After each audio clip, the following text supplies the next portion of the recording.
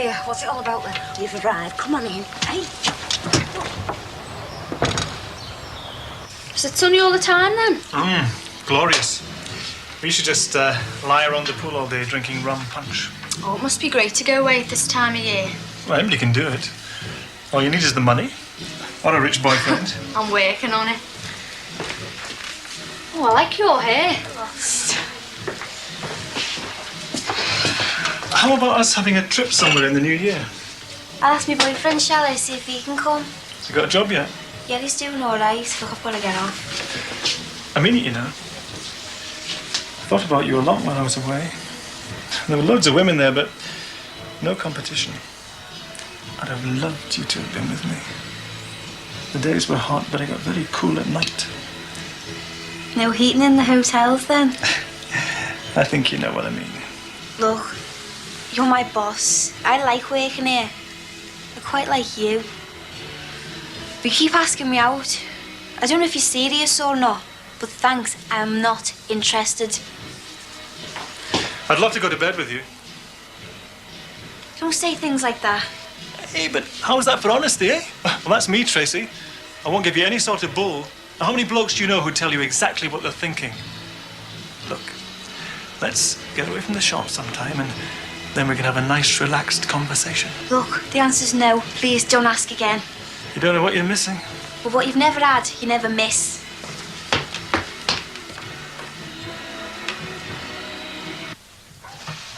I think you are off your head. Just trust me. All I want is Irene and Billy back together again, where they belong. Well, at least I know where I stand. At least I'm being straight with you. I mean, look at it this way. You want Linda out of the way just as much as I do. The reasons don't really matter. All we want is her out. Now, did you bring your photograph? No, I did not bring my photograph.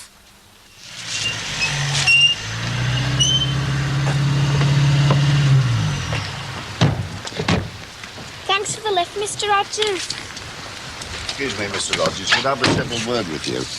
And I don't want any sarcasm about calendars. I've had enough of that from your wife. Calendars? You're supposed to be leaving this house tomorrow and you're nowhere near ready. Would you mind telling me why? I'd say it was nothing to do with you. That's for our solicitors to sort out. There's a sheikh arriving here tomorrow. He's probably related to the Saudi Arabian royal family.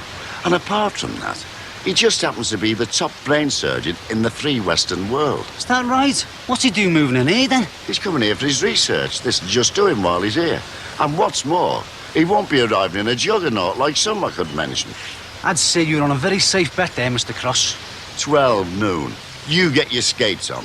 Because these brain surgeons, they're all sticklers for punctuality. Particularly the Arabian ones. You're not big enough. You're not big enough. Watch out, might hit you. Shh. God, you're early. I gave him a lift. Sammy stayed for a meeting about Aldi. I've just seen Harry Cross. No, don't. I've had a dose of him today. I found that thinking of Christmas and counting to 10 helps. And then getting the kids to tidy up after themselves. I can't wait till tomorrow to see his face. He really believes in the Arabian brain surgeon moving in here. A sheikh, he said. I wouldn't be surprised if my real dad was something like that. A man creating an intellect. And Mum was a talented actress, swept off her feet in a desert room. A certain son of yours told Sarah Bernhardt there she was adopted.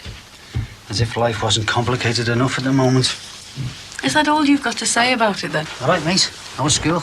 All right. Got to make some banner for the stupid school play. What stupid school play? The stupid Christmas one, the one that always has the same ending. I take it you mean the nativity play, and it isn't stupid. And what sort of banner? A dirty, great big one. You mean quite a large one? Well, that's what I said, innit? Hey, don't be so lippy. Go and get changed before you do your papers. I'll have my tea first. You'll do as you're told and get changed. Well, I might do my papers tomorrow. It's freezing out. It's nowhere near freezing. I'll go and get them done before it gets pitch black. Go on. You can get them done in after time if you had the bike. Yeah. Hey, listen, I'm really pleased about the banner, love. You must be the best for the job if they've chosen you. Nah, I'd rather be in the play. You can have some lessons for rehearsals, Dan. That is not the right attitude, Jeff. Hey, and no more stupid stories, eh? Adoption. At least he's using his imagination.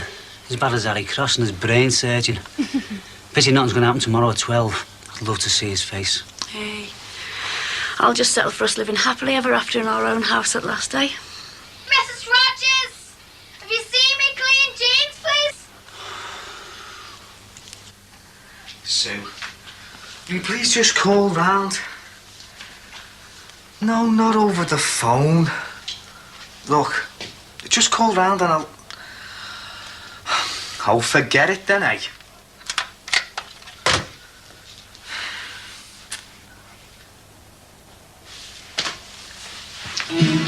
Tea, milk, and 1 sugar. Everything all right?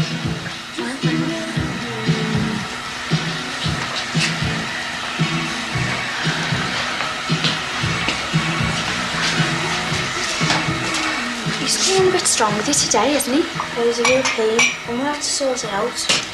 Well, why don't you get Jamie to talk to him? No, I don't want him involved. Well, Rod then? It'd scare the life out of him if he was being threatened by a copper. Definitely don't want Rod involved. Not after last time. Last time? Go on, I won't say anything. There's not to tell you, really. Oh, I was going out with this fella and our Rod found out and he thumped him, and then my dad found out and he has a go at him as well. Well, what was wrong with him? Was he a villain or something? No, he was a very nice, respectable sort of fella. Well, what did they hit him for then? Oh, it doesn't matter. It's not because of him that I don't want to tell him about creepy Gerard. I want to sort this out myself, otherwise he's going to go on thinking I'm a stupid, vulnerable little girl that he can take advantage of. Yeah, I suppose you're right. It's better to let him see you can stand up for yourself. So, who was the other fella? You knew the one your Rod and Dad had to go at? My geography teacher. Did you? You know, past geography, yeah.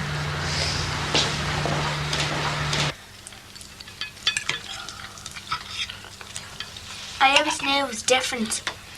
But I'm grateful to you, Mr. and Mrs. Rogers, for bringing me up as one of your own. Oh, think nothing of it.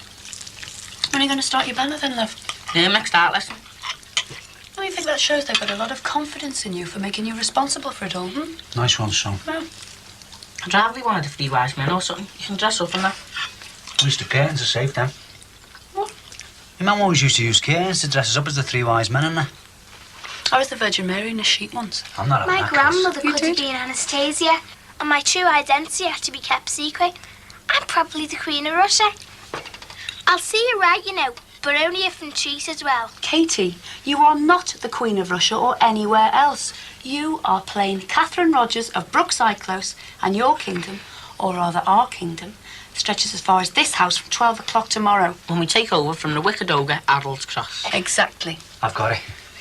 Well, I hope it's not catching, love. I've had a strained enough day as it is. This is a cracker, Chris. A cracker. Harry Cross is expecting Arabs, yeah? Mm-hmm. That's what he's going to get. Arabs. Arabs.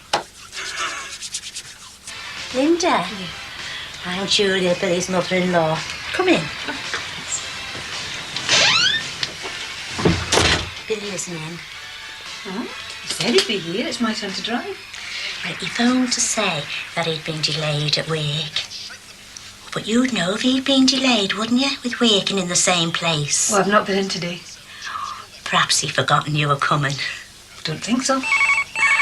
Oh, he does have hectic social life. Oh, excuse me. Never stops. Hello, Cork Hill residents? Oh, can I speak to Billy, please? It's Barbara. What's Barbara from Rain Hill? Yeah, well, will you tell him we'll see him in the Victoria at 8:30? Yeah, well, he was supposed to be seeing me tonight. All right. I'll pass your message on.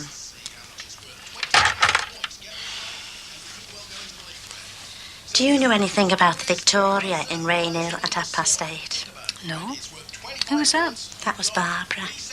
Do you know, if he'd be straight with me, it would be much easier keeping a track on things.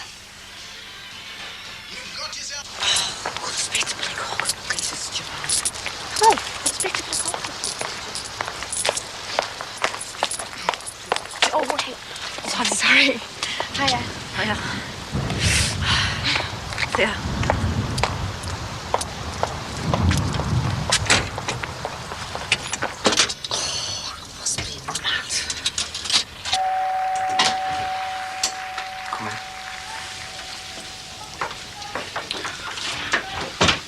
get your coat. I don't normally call round to see why people have put the phone down on me. Well, I'm glad you came. Well? Look, I thought we were engaged. We are, Terry. And then Martin came along.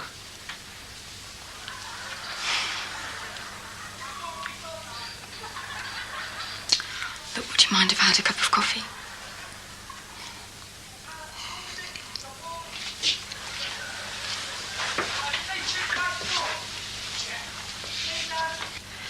I know it's nothing to do with me, but I hope you're not pinning too many hopes on Billy.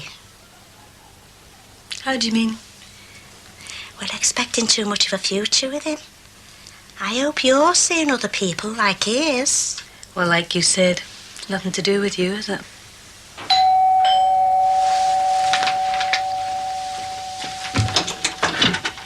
I am freezing. He's worth it, isn't he? I presume you've come to see Billy. Of course, yeah. Well, it's a bit embarrassing, really, because there's another one to see him as well. Right. I'll get off then. I think it's best.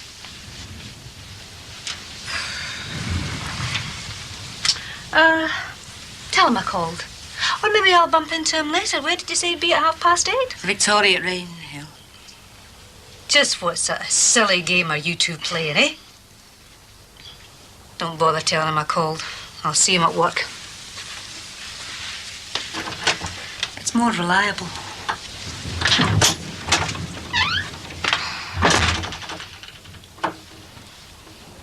I didn't invite Martin back to England. I had no idea he'd gone to Germany, and I certainly had no intentions of trying to seek him out. But he's here. And he still has an effect on you, doesn't he?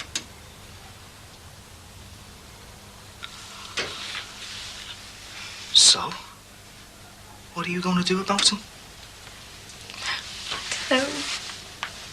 You don't know? Well, shall I tell you? You're going to have to make a decision. You're going to have to make a choice. It's as simple as that, is it? As far as I'm concerned, it is. Him or me. Don't be so ridiculous, Terry. Ridiculous, am I? Well, I'm sick of being put on by you and by other people. And now's the time it stops. And I'm telling you not to mess me around. Because if we're still engaged and you tell that Martin to get out of your life, but if your feelings are still the same for him after all these years, then let me know and I'll walk away. But I'm not going to hang around while you flirt between the two of us.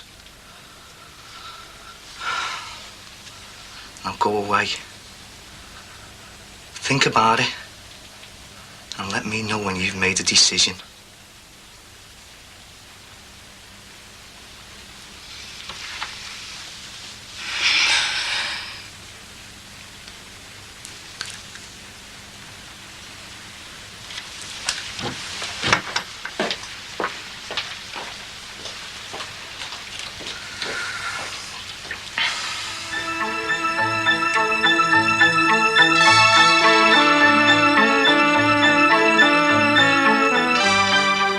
Year-old Gladys knew a cataract operation was the only way she was going to see properly again, but the pensioner was scared of the op.